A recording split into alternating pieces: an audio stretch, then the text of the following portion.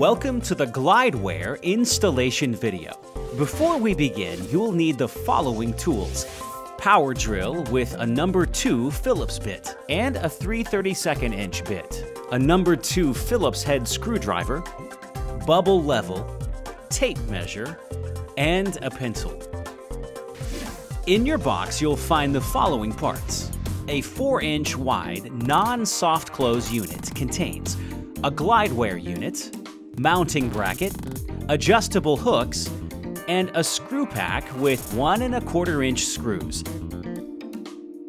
A 6-inch wide unit with soft close contains a wider Glideware unit, a mounting bracket to accommodate the wider unit, longer adjustable hooks, and an identical screw pack with 1 1/4 inch screws. Glideware comes with multiple depths. Your unit may vary slightly. To begin, measure the width of the cabinet opening. Find its center and make a light pencil mark at the top of the face frame.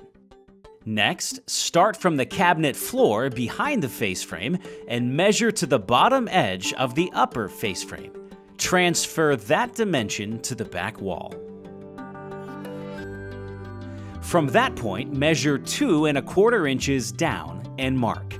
Find the center of the back wall and mark where the lines intersect. Locate the center of the bottom portion of the mounting bracket. Align it with the intersected mark. Ensure the mounting bracket is level. Lightly trace a line underneath the bracket. Pre-drill both holes with the 3/32 inch bit, using the mounting bracket as a template. Preset the provided screws through the mounting bracket so they stick out the back. This will help ensure the screws line up directly over the pre-drilled holes, secure to the cabinet. Make a center mark on the front of the Glideware unit. Position the unit into the mounting bracket and line it up with the center of the cabinet. Pre-drill the 2 holes with the 3/32 inch bit. Next, secure the screws. Do not over-tighten. This could split the wood.